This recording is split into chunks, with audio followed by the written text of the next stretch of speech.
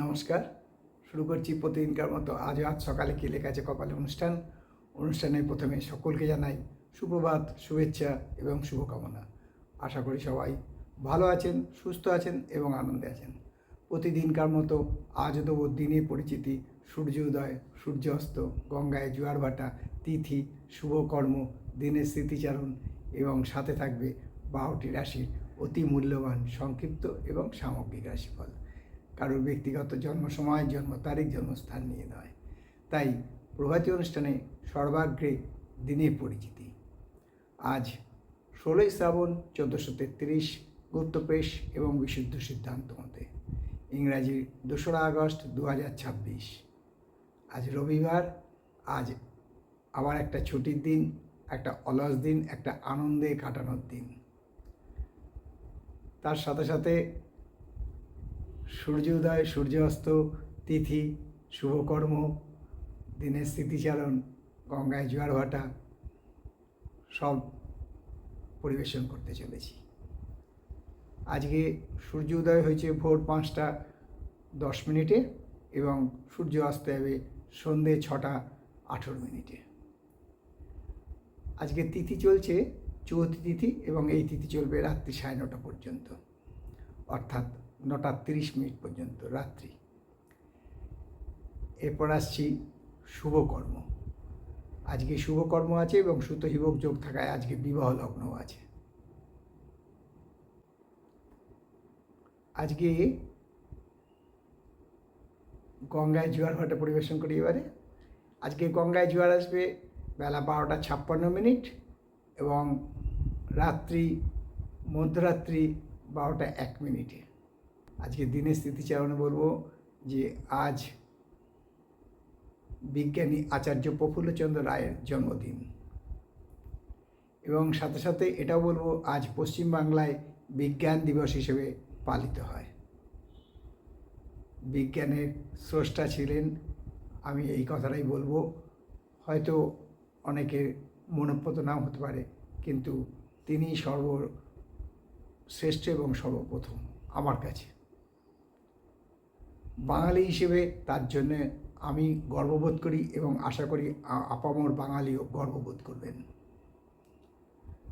সেই আচার্য প্রফুল্লচন্দ্র রায়ের শ্রীচরণ কমলে শ্রী পাদপদ্মে শতকোটি প্রণাম দিয়ে শুরু করছি আজকে বিশদ আলোচনা।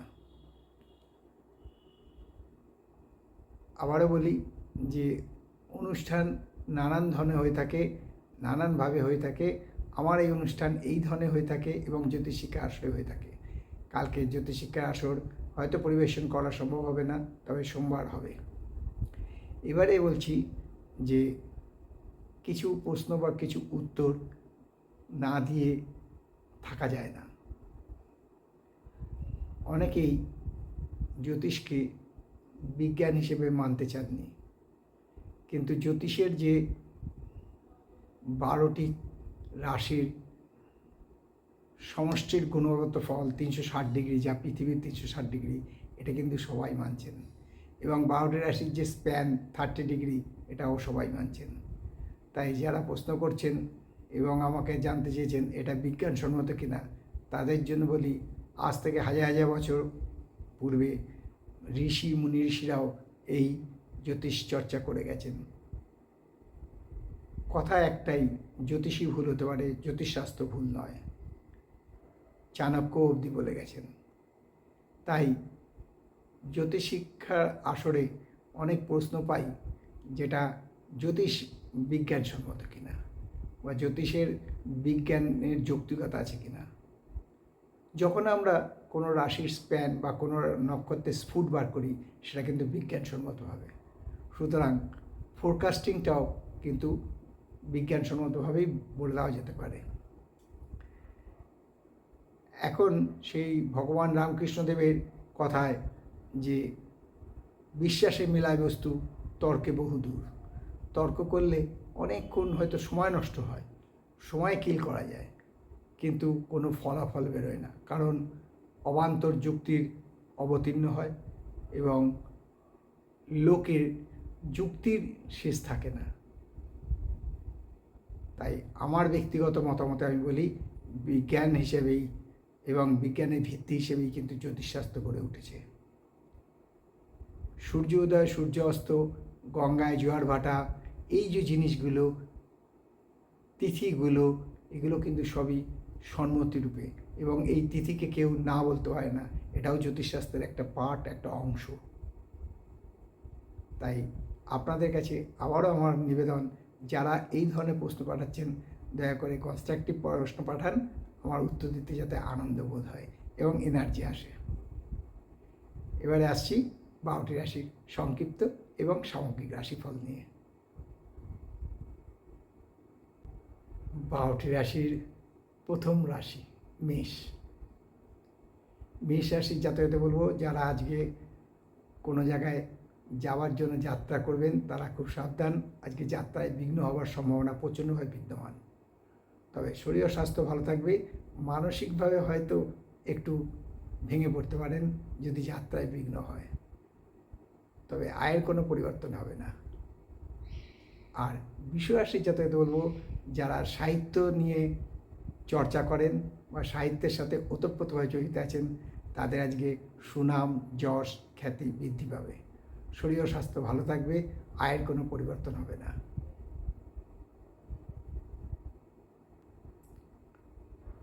মিথুন। মিথুন রাশির জাতকদের বলবো, আজকে খুব সাবধান। আপনার এগেনস্টে কনস্পিরেসি হতে পারে, অর্থাৎ মিথুন রাশির জাতকদের এগেনস্টে কনস্পিরেসি হতে পারে, এবং এই কনস্পিরেসির ফলে মিথুন রাশির জাতকদের ক্ষতি হওয়ার সম্ভাবনা প্রচণ্ডভাবে বিদ্যমান। শরীর ও স্বাস্থ্য ভালো থাকবে, আয় সামান্য হ্রাস পাওয়ার সম্ভাবনা আছে। আর কর্কট রাশির জাতকদের বলবো, আজকে তর্ক বিতর্কে না যাওয়াই ভালো, কারণ আজকের লোকের সাথে আপনার মতের মিল নাও হতে পারে। ফলে মতবিরোধ থেকে মানসিক উদ্বেগ এবং মানসিক শান্তি বিঘ্ন ঘটতে পারে। শরীর ও স্বাস্থ্য মোটামুটি থাকবে, আয়ের কোনো পরিবর্তন হবে না। সিংহ। সিংহ রাশির জাতকদের বলবো, আজকে মানসিকভাবে একটু বিপর্যস্ত হবেন, কারণ আজকে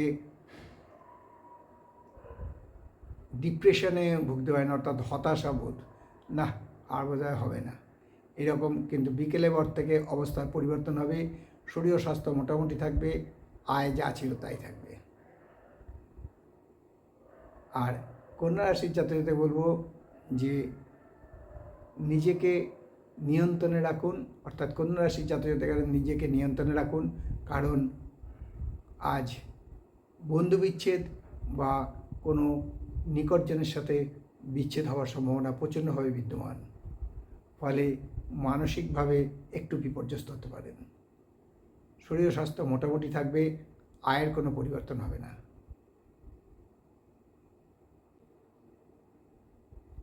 তুলা। তুলা রাশির জাতকদের আজকে কোনো ভালো লোকের সঙ্গে মিশে তার সুপরামর্শে আজকের দিনটা আরও ভালোভাবে তৈরি হবে।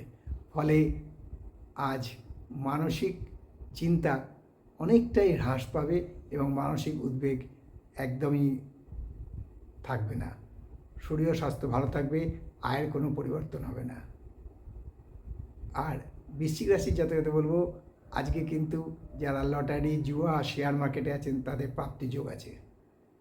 ফলে তুলা রাশির জাতকদের যাতে ব্যবসার সাথে যুক্ত আছেন তাদেরও প্রাপ্তি যোগ আছে, অর্থাৎ ব্যবসায় লাভ হওয়ার সম্ভাবনা প্রচণ্ডভাবে বিদ্যমান।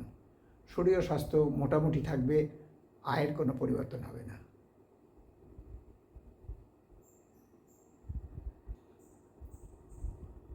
ধনু। ধনুরাশির জাতকদের বলবো, আজকে কোনো গুপ্ত রোগে আক্রান্ত হতে পারেন, ফলে শারীরিক বিপর্যস্ত হতে পারে, মানসিকভাবে বিপর্যস্ত হতে পারেন। শরীর আর স্বাস্থ্য খুব ভালো যাবে না, কারণ গুপ্ত রোগে আক্রান্ত হলে শরীর স্বাস্থ্য ভালো যায় না। তবে আয়ের কোনো পরিবর্তন হবে না। আর ধনুরাশির জাতকদের বলবো যে যা করবেন একটু ভেবে চিন্তে করুন, যাতে আপনার চলার পথ সুগম হয়। শরীর ও স্বাস্থ্য ভালো থাকবে, আয়ের কোনো পরিবর্তন হবে না।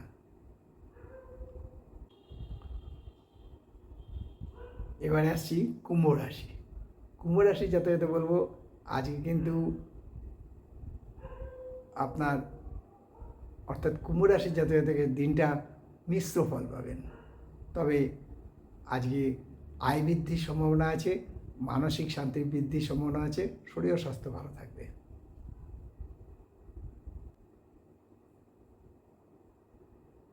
আর সর্বশেষ রাশি দ্বাদশ রাশি মীন রাশি। মীন রাশি যাতে বলবো আজকে মতানৈক্য কারোর সাথে হবে না, মতান্তর হতে পারে, তাই এই ব্যাপারে খুব সাবধান, নিজেকে নিয়ন্ত্রণ রাখাই ভালো, বাক সংযম করাই ভালো। আর যাদের পুরনো ক্রনিক রোগ আছে তারা খুব সাবধান। তবে আয় বৃদ্ধির সম্ভাবনা প্রচণ্ডভাবে বিদ্যমান। এই হলো 12টি রাশি নিয়ে আজ সকালে কি লেখা আছে কপালে অনুষ্ঠানে 12টি রাশি সংক্ষিপ্ত এবং সামগ্রিক রাশিফল। কারণ ব্যক্তিগত জন্ম সময়, জন্ম তারিখ, জন্ম স্থান নিয়ে নয়। তাই শেষ করার আগে বলি যে মা তো মহাবিদ্যার কৃপায়, দেবাদিদেব মহাদেবের কৃপায় এবং শঙ্খচক্র গদাপদ্মধারী নারায়ণের কৃপায় সবার মঙ্গল হোক, সবার ভালো হোক, সবাই সুস্থ থাকুক, আনন্দে থাকুক, এই কামনা করে আজকে অনুষ্ঠান শেষ করলাম। আবার আগামীকাল পাতে দেখা হবে। ততক্ষণ ভালো থাকুন, সুস্থ থাকুন, আনন্দে থাকুন। নমস্কার।